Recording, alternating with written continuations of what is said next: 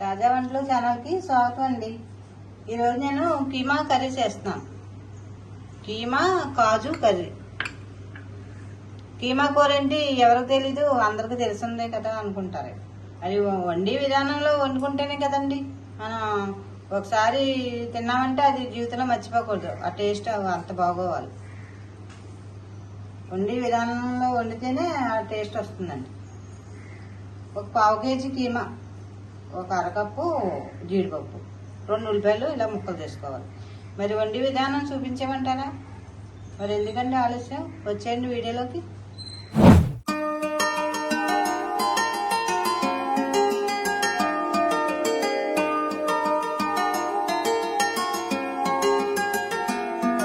Welcome to తాజా వంటలు. నేను మీ స్వరాజ్యలక్ష్మి అండి.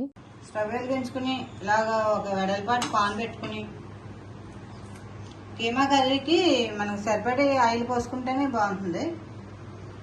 ఒక అరకప్పు ఆయిల్, పావు కేజీ కదండి కీమా, అందుకని ఒక అరకప్పు ఆయిల్ సరిపోతుంది.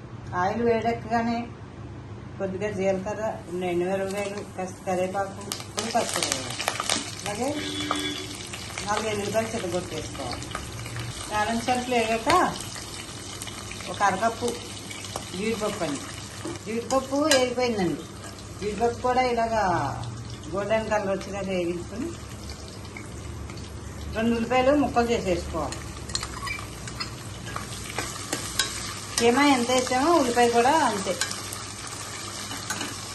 1 కప్పు కీమా, 1 కప్పు ఉల్లిపాయ ముక్కలు. అలా ఉల్లిపాయ ముక్కలు వెళ్తాము కానీ మనం ఉప్పు కారం అవి వేసుకుంటే కూర కలర్ వస్తుంది. ఒక 1/2 టీ స్పూన్ సాల్ట్, చిటికెడు పసుపు, ఒక 1/2 టీ స్పూన్ కారం, ఒక 1/2 టీ స్పూన్ మసాలా పొడి, కొద్దిగా ధనియా పొడి, ఒక 1/2 టీ స్పూన్ అల్లం వెల్లుల్లి పేస్ట్.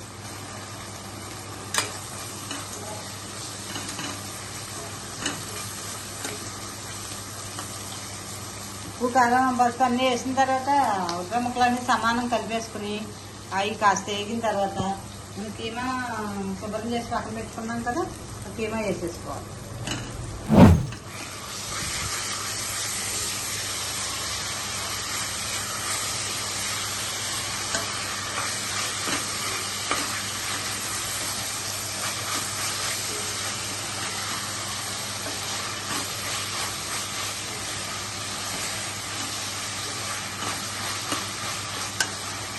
చాలా బాగుంటుందండి కాజు కీమా కర్రీ.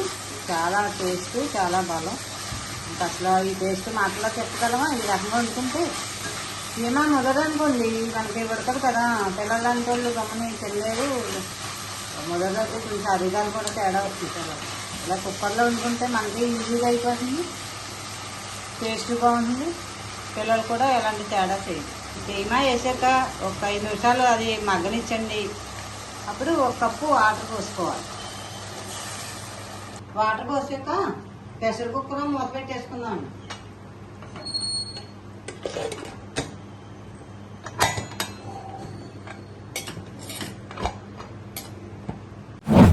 కుక్కర్ మూత పెట్టేసి 3 విజిల్ రానిద్దామండి. 3 విజిల్ వస్తే మనకు కూర రెడీ అయిపోతుంది.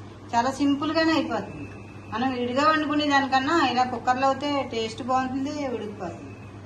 జాబ్ చేసే వాళ్ళు కూడా చాలా ఈజీ కదండి, చాలా తక్కువ టైంలో ఇలా వండేసుకోవచ్చు. కుక్కర్ 3 విజిల్స్ వచ్చింది, ప్రెషర్ అంతా పోయిందండి. ఇప్పుడు మూత తీసి చూద్దామండి ఉడిపోయిందండి. కూర ఉడిపోయిందండి. ఇంకా కొంచెం ఈ ఎసరు కూడా లేకుండా ఎగరబెట్టేసుకుంటే కూర టేస్ట్ వస్తుంది. కొంచెం ఇలా నీరుకిందండి కదా, ఒక 2 నిమిషాలు మూత పెట్టేసి ఉంచేస్తే వాటర్ అంతా లాగే సరిగ్గా పోసిన ఎసరు ఇలా సరిపోయిందండి. కొలత కింద చూసారా, పెద్ద వాటర్ కింద ఏం లేదు. కొంచెం మనకి ఇంత అవసరం ఉంది కాబట్టి ఇంకొక 5 నిమిషాలు ఇలా మగ్గనిచ్చేస్తే సరిపోతుంది.